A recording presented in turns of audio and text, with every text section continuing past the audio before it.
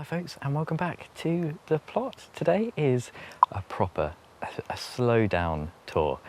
I've been really busy recently and loads of videos, but I've not been able to properly take the time and just take you on a really nice slow paced allotment tour where I show you a little bit of everything that is growing, maybe a few of the pest problems and that kind of thing. I really hope you enjoy. And we start down here. Look at that, that's a great start. You know, the plot is not looking particularly tidy, but I am really happy with how everything is going. That is just a plank that I smashed into the ground to act as a bit of a hose pipe. I don't know, like defender, blocker. I don't know, it means you can get the hose pipe around without squashing everything, like these beetroot plants. These are looking really good. Some nice multi-sown beetroot. They took a long time to get going, you know. I was a little bit worried, to be honest, when I put these in. They really took a long time to start doing anything. And there is a little bit of beet leaf miner damage. This is one to look out for on things like spinach, chard, and beetroot, that kind of family. There's a little creature called a beet leaf miner. And if you turn over your leaves, you will quite often find tiny white eggs, and that is the beet leaf miner. It's like a little fly, it lays its eggs, and then you get a little pupa that crawls around inside the leaf doing that damage, and you can kind of manually remove some of the eggs. That is what I do a little bit. I don't worry about it too much, to be honest, with something like beetroot, because the harvest isn't in the leaves, and generally speaking, plants seem to recover okay. But it is one to watch out for more on spinach and things where you actually eat the leaves. These field beans, goodness me. I was never expecting this. I sowed these as a green manure, and you can see they're absolutely huge. And in places, they are absolutely loaded with these tiny little field bean pods. And I think the ones down here, they might just about be ready for eating. I'm gonna open one of these up and see. I don't know much about field beans. I know they're small, but that looks maybe like a little bit too small. I'm gonna do a bit of Googling. We'll have a look at a picture and see. Get some advice on that, but I wasn't expecting any kind of crop from this. There's absolutely hundreds of little field beans on there. Underneath, in this kind of understory, I've sowed a few kind of salady little bits and bobs. This is one of the French sorrel plants. I was talking about this just yesterday, and you can see more beet leaf miner damage. What I do quite often do, if the beet leaf miner is really bad, just take off the leaves, a bit of mulch on the ground. But this just tastes absolutely incredible. That lovely kind of crisp apple tartness that you get. It's so good in salads. And I've only just started harvesting those. And down here, this whole area was it was not good in the start of the season. I put in some lettuce that immediately got munched, and I've just kind of persevered, been putting out the odd lettuce here and there. Look at this. We've actually got some spring onions that are looking healthy. Some very sad spinach. really sad spinach. Look at this. What has gone on there? Something's gone on there, hasn't it?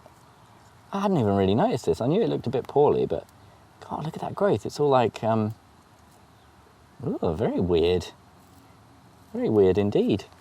And over here, there's a nice flower that I think might be a calendula. It's yeah, there's been a bit of a battle with black fly, and there's some on the calendula, and yeah, these have been loaded. I've just been doing the old Jesse method of giving them a bit of a squish, and it's really helped keep the numbers down, to be honest.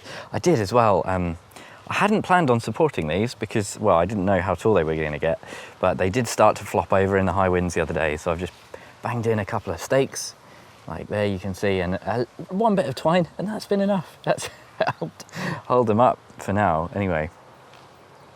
This next little bit, don't look at the wood chip beds, the wood chip paths.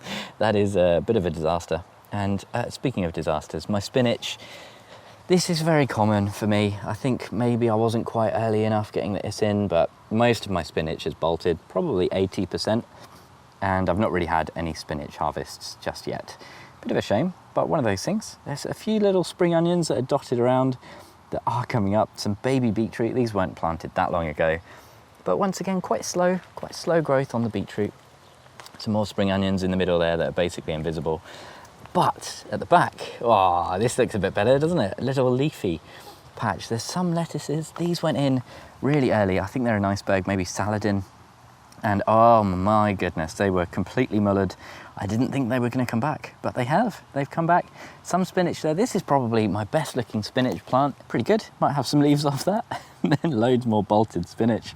Never mind. But loads of kind of cut and come again salads there. And then this really wilty looking salad is the stuff that was just planted out yesterday. So not a surprise that it's having a little bit of a sulk.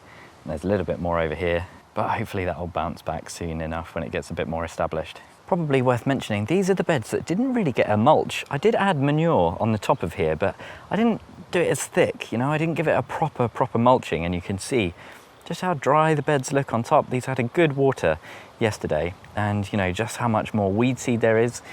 But these dwarf French beans, we've got a cobra in here, they're looking okay. I was really worried about these. When I put them out, they sulked for quite a while. Nice little calendula just coming up. It's not much at the moment, just one single flower, but all along here there are a few, and further at the back. This I am over the moon with. There's some direct sown dwarf French beans. Once again, these are cobra that I had left over that I just thought, you know what, let's carry them on and see what they do. And I've continued the double row, and the ones at the back I put in are an Orinoco, and they've not come, ooh, I was going to say they've not come up yet. Tell a lie, they are just starting. A much older seed. That was one in the 9p mystery seed packet. So really, really nice seeing something come up that has been direct sown. Something that is a bit of a shame. I used to have all of this bronze fennel that would grow absolutely everywhere on the plot, and I always left it because when it flowers, it is amazing for pollinators. Hoverflies especially love it, and they're great to bring into the garden because their larvae predate lots of common pests like greenfly, aphids, that kind of thing. But I found out, well, actually someone commented, I didn't find out, but someone told me that it is in fact allelopathic, or it's alleliopathy. I'll flash it up here, that's how it's spelled. I can never say that one, but it basically means that the roots kind of give out a bit of a toxin that, well, I'm not being very scientific here, am I? Something about the plant, it disrupts other plants around it, negatively impacts them, and if you grow them in a veg bed, you want to make sure that bronze fennel, or I guess most fennel, is away from your other plants because it will reduce their vigor and potentially kill them in some cases. That said, this is the biggest bronze fennel plant I've got, and just next to it, oh, look at these. There are 4. 1, 2, 3, 4, count them. Absolutely gorgeous looking lettuce plants there. A saladin, I think, once again, an iceberg lettuce that just look amazing. We're not going to pay too much attention to the bolted spinach next door. That's just food for the compost, isn't it? But one other thing, oh, just planted out some of the marigolds that you saw yesterday. They look really, really good, really strong and healthy. Another row of broad beans. I'll show you the broad beans properly in a second, but look at this. This is a verbena that came back by itself. Not seeded, this is an overwintered one. It somehow survived our extremely cold winter, and just look at that verbena boreensis. Oh God, I can't pronounce it today. I'll flash it up once again. Really, really good for insects, and we've just bought one of those from the garden centre for the garden. I wish it looked as good as this one. Absolutely amazing. The bathtub left over from yesterday's chili potting video. Do go and check that out if you missed it. Oh, look at this in the background there. What's this? Well, that is a self-seeded feverfew plant. Another one that I just love to leave for the pollinators. I can't really bring myself to get rid of it. And I quite often leave this one deliberately because it is a magnet for the black fly. And I'd rather the black fly were on that than all of the things that surround it. They seem to even prefer that than the broad beans next door. The broad beans, the Sutton dwarf, I don't know if these are good or not. I kind of look at them and think maybe they're leaving a little to be desired. They are just starting to give me pods, and I'm not sure that this is actually a good thing because the plants are tiny. I know it's a dwarfing variety. This was recommended by Steve, Green Side Up, one of his favourites. And there's not many in here. Just kind of 2 double rows, and yeah, I don't know, let me know in the comments what you think about my broad beans. There is in here a little miracle line of carrots that I cannot show you properly because of look at that shade. That single branch in front of the sun means that you can't see those properly, unfortunately. And there's a few little spring onions and things dotted around in there. The brassica bed, well, I think everything in here is okay. The cabbages aren't amazing though. My dad was very kindly in here yesterday taking out the overdone broccoli, and overdone, that makes it sound like we've cooked it too long. We mostly have summer cabbages in here and they're surviving, they're okay. There's one down here that's looking pretty good, but I've done that thing where, you know, I'm comparing other plots and, oh, look at that. I've left that in there, whoops. I know for a fact that, by the way, is well, I don't know if it's a volunteer purple sprouting broccoli or something like that, but I think it's a purple sprouting broccoli. So don't look at that. That's not one of the cabbages that's looking amazing. But yeah, I've seen a lot of other people plant cabbages out around, you know, roughly similar time to mine, and theirs are 2 times the size by now. And it's something I always struggle with, the cabbages. I'm not really sure what the cause is. They do get quite heavily attacked by flea beetles, and I've definitely lost around kind of, I don't know, maybe 20–25%, which is exactly what I expected. It's why I planted dense, and lots of people said in the comments, oh, that's way too dense. But when they all start to die, that's when you're like, oh yeah, I see what JB is doing there. There's some down here, and these actually went out a good maybe 3 weeks later than the bed I was just showing you on the left here, but they're looking really healthy, actually. Unfortunately, the ones from the garden centre, the red cabbage, that I planted out, they have really stalled. They look almost exactly the same as the starts that I bought. Not a good sign, but you know, we'll be patient. Probably the most remarkable thing in the brassica bed are these volunteer lettuce that are popping up all over the place. They look absolutely fantastic and they are growing fast. Don't really need to show you the greenhouse today because there's just been 2 videos that are focused on greenhouse things. There are just up there some of the spare tomatoes that are, you know, they really need to go out. Oh, a load of geese have just flown over. Loud. This is where those tomatoes are destined for the quad grow. That's probably my next job, actually. I want to get this set up and get those tomatoes in here. Look at the peas. Look at the peas. These are the best peas I've ever grown. I've had a bit of a kind of mixed bag with peas, and these ones just look fantastic. Really nice and bushy, and they're just starting to set out a few pods here and there now. Really, really happy with those. The ones behind I did from the gutter, absolutely not looking good, but don't worry about that, you know, that's fine. Next year I'll make sure I don't underwater them and cook them in the greenhouse for too long. There's a few more little lettuce down here. They're gonna hopefully do their thing. A lot of stray volunteer calendula plants that I'm just leaving as well. Oh, there's one really nice thing back here. This little scrubby area that I leave for wildlife is looking quite nice, and there's a few little teasels or thistles that have popped up that I'm really, really pleased to see. They are fantastic for wildlife. And back here, the little honeysuckle that I planted is looking quite healthy. It's flowering. I hope that's okay. I hope that's not a sign that it's stressed or anything like that, but hopefully that will continue to grow and do its thing. The little strawberry wheelbarrow is still going strong. I've realised that this is a little alpine strawberry plant. Absolutely gorgeous flowers. And the rest, they're just settling in. I don't think I'm going to get strawberries from those, probably a bit shocking. We're just unceremoniously ripped out of the ground at a terrible time of year. But I'm just amazed that they've survived, to be honest. I still want to hopefully put some nasturtiums in here. Jess is going to very kindly, I hope, donate some of her peach Melbourne nasturtium seeds next time that she brings up some to the plot. I'll show you her veg beds in a bit. No, I won't. I'll show you her flower beds. That's what they are. The apple trees looking amazing. Oh!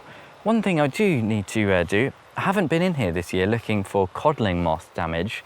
What I need to do is go around finding these little baby apples and making sure they've not got any signs of codling moth ingress. You get these tiny little holes and then the maggots kind of burrow into the apples. In fact, yeah, I can see I've been a bit remiss this year, a bit slow, and there's some webbing that started already, and that is full of little caterpillars of a pest that is gonna burrow in to the apples. So I need to kind of go through, I do this every year, I've just forgotten this year. I go through and kind of manually collect all of those and dispatch them. I don't use any chemical or anything, just because there's probably lots and lots of beneficial insects in here too. And last year was pretty good actually. I did a lot of manual removal and it really seemed to do the trick. Most of the apples that came out were absolutely fine. Got a little baby apple down here that I planted. And this one seems pretty happy, pretty healthy. No apples just yet, but we might get one this year. We might not, it might be a little while yet.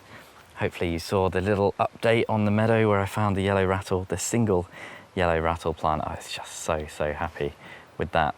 And the new plot, well, oh goodness me. I was really hoping that by this stage of the season, this would be looking pretty immaculate, converted all to no-dig beds full of produce. Unfortunately, I've just had loads of issues with no-dig not really working, and where I've been a bit slow with some areas and trying to do a bit on a third plot, you know, things like this have gotten away from me, far too weedy to convert into a no-dig bed, and they need a lot more work.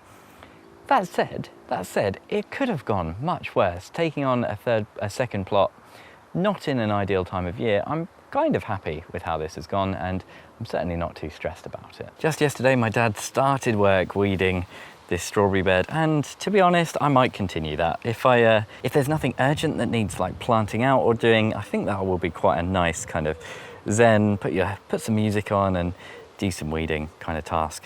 The raspberries, they're still here. I don't want them here, but they're still here for now. The plan is to dig all those out and move them at some point. Oh, it turns out this tree, we've been a bit unsure about what it was, but I've been told by the plot neighbour just next door with the greenhouse there that this is in fact a sour cherry. Apparently very healthy. I'm not sure if it tastes nice. Sour cherry doesn't sound too nice, but I can see just a few little ones on there. So at least it's nice to know what it is. There was a bush down here that I was so excited about because I thought it was a blueberry. Turns out it is in fact a honeyberry. And you can see why I thought it was a blueberry. I just saw this, I actually saw this label, saw the blueberries and thought, well, it's a blueberry. And it's just coming into fruit. There's one tiny little fruit there, and maybe honeyberry is a slightly optimistic name. I've had a few and it does taste, to be honest, kind of like a tart blueberry, so maybe it wasn't quite ripe. But there's a few on there and I've been having a little snack at least. It's something, isn't it? It's something on the new plot. One thing that is actually quite nice, all of these gladioli have popped up. I could see that there was something here. You know when you see something and you go, okay, let's leave that and see what pops up. And all these pink flowers have just come up the last few weeks. Really, really pretty. And I'm quite glad I left those. And I think what the plan will be is, I kind of want to leave those and respect them. The raspberries are going to come out, but I'm going to kind of turn this into a bit of a mix, kind of, I guess, a flower and a vegetable bed of some kind. You can see we've got all the cardboard down here and nice mulch. It means the weeds aren't growing, which is fantastic. But I'm thinking what I might do with this is put the sweet corn in here. I've got about 24 sweet corn plants ready to go in, and I gave this much more of a thorough dig as well before I put that cardboard on. So it's not just gone on top. I dug this over properly, removed lots of clods, and then put the cardboard on as a mulch. This, the first no-dig bed I ever made, well, I don't know, I really feel like the less said about this, the better, to be honest. It is good to show everyone some of the teething issues you can have with no-dig, I suppose, but just so much weed ingress, so much grass that's come through, and these shallots. What has happened? I was so happy that these shallot sets went in and they started looking really, really nice. And yeah, now they've just all been kind of mullered by something. I thought maybe it was slug damage at first, but I'm not so sure. Maybe if you've got any ideas in the comments, please do let me know. I planted lots of the onion starts that we picked up from the garden centre in here. And, well, they're looking a bit better than the Boxing Day seeds that I planted, but they're by no means thriving. The shallots down here, at least, are looking a bit better. They look a bit more healthy, don't they? But, yeah, not amazing. Certainly not amazing. My parents have been making amazing progress under the plum trees, so I'm really, really happy with how this looks. We'll come back, I'll show you Jess's flower beds, because there have been some issues, understatement of the year, I think. Over here, the onion starts that I planted, it's not great, to be honest. I hadn't really looked at these, and they're not looking too healthy. I don't know, they've had a lot of water. It looks really grim on top, nice and dry, with where it's that kind of baked clay look that we get. But yeah, I don't know, I'm hoping they're just kind of in shock and they're gonna maybe start to establish a little bit, but the hopes aren't high for onions this year anywhere. The other plot is just full of white rot, which is why I've done all the onions over here. I think the potatoes are looking really strong, at least, and I'm really glad that there is one kind of solid crop on the new plot that has established itself. I'm starting to get maybe a little bit worried about the new plot and whether or not it's going to pose more unusual challenges or unexpected things throughout the year. But you roll with these things and it's kind of part of gardening, isn't it? Finding out about the land beneath you. I'm still hoping to make a bed here at some point, but a lower priority. As soon as things started getting going in the greenhouse, you know, that really became the priority, just taking care of what we had planted and making sure they were getting out. And I think the first plot looks really good, so that's the main thing.